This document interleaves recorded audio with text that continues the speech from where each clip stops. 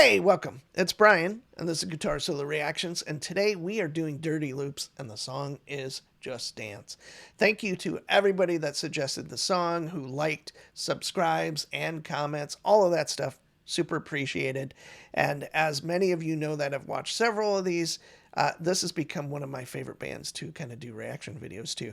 At first, I was a little bit at odds with the singing, but obviously not the musicianship. They are incredible players, and as I've moved through their catalog of videos and kind of ventured into the Corey Wong stuff, it's gotten even more exciting considering basically the horn section stuff. Anyway, incredible band. That's what I'll say.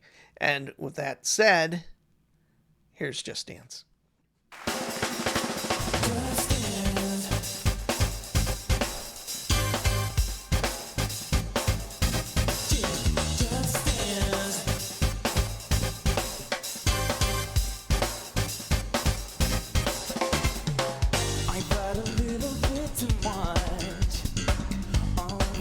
Start to rise. How thirsty twist the days can find the drink of man. Where all my keys are lost, my phone. Yeah. I love this record, baby, but I can't see straight anymore. Keep it cool. What's the name of this club? I can't remember 'cause it's alright.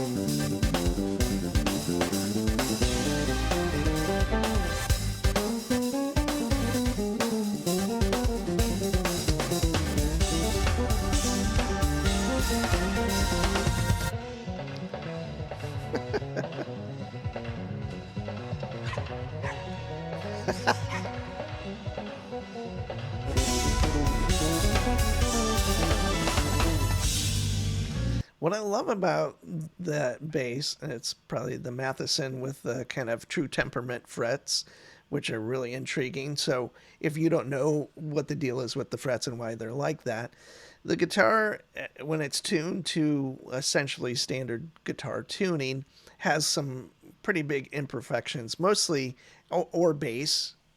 We're talking about guitar, but bass too to some degree. And it's usually the higher strings, like the G and the B, are somewhat problematic depending on where you're playing a chord and, the position and all of that. So, amazing players you would never know, but it's a very frustrating thing when you first start to kind of figure out like what like a chord in certain positions, why it sounds out of tune, and ever so slightly. It's not huge. Eddie Van Halen was known to kind of take, I believe it's the B string, and I think he would make it sharp. I can't remember exactly, but to make certain chords, those kind of almost like first position chords, and maybe some bar type chords sound in tune. And it would depend on the song because you couldn't use it on every song depending on the chords.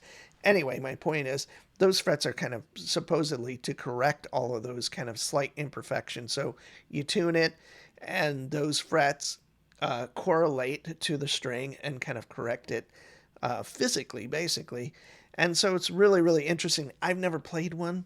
I think they're probably not that hard to get used to, especially on a bass. Look how wide the between the frets is. There's a lot of room.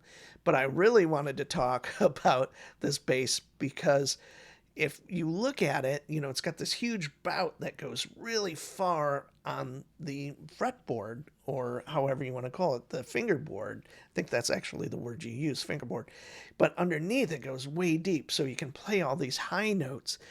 And it's just really interesting because I haven't seen the back of this bass, but I believe it's kind of carved out really, really deep. So he is reaching basically those top notes. So we'll see if he does it, but really intricate playing for sure. But it's interesting to see him hitting these really, really high notes that normally on bass may or may not be hard, but you're kind of compromising between the low notes being to access those and then the high notes. But I don't think he has to compromise anything. He's probably one of the most, you know, accomplished bass players of our time as far as recent goes.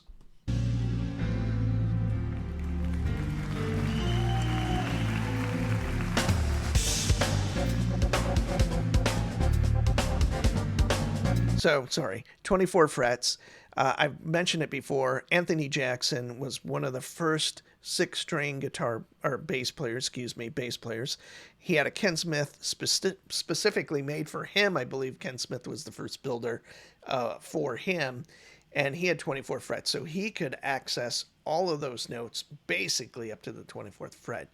And if you know Anthony Jackson, an incredible session player, played with many great fusion players and did a lot of session work for Chaka Khan and was in Al Di Meola's band and many, many others. He was a killer player, and he just really did it. So it's kind of cool to see Hendrik with a bass that's completely different in a way, but yet has some of those same attributes that Anthony kind of brought to the bass world.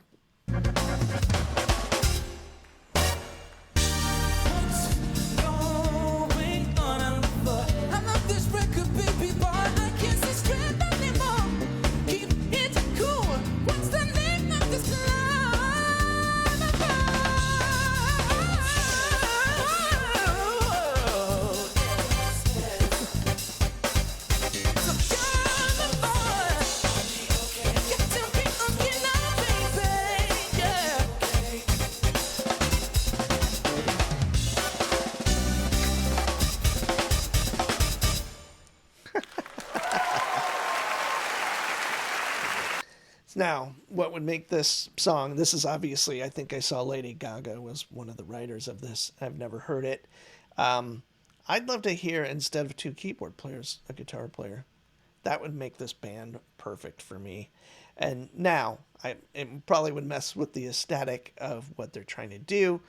But man, and I'm not talking about Corey Wong, but someone that could meet their kind of playing level, like that could meet them. Not that you want like this fusion jam fest with tons of goddamn guitar playing all over it. Well, I do, but you know, like someone that could really meet them at that level and kind of deliver. And maybe it is a funk player, but maybe someone that could kind of really shred as well, because between the drums, keyboard, and bass playing, I mean, they would be kind of a tour de force. It already is, but that's my wish. So, hey, I am Brian. I dig dirty loops. Thanks for watching, and I'll see you soon.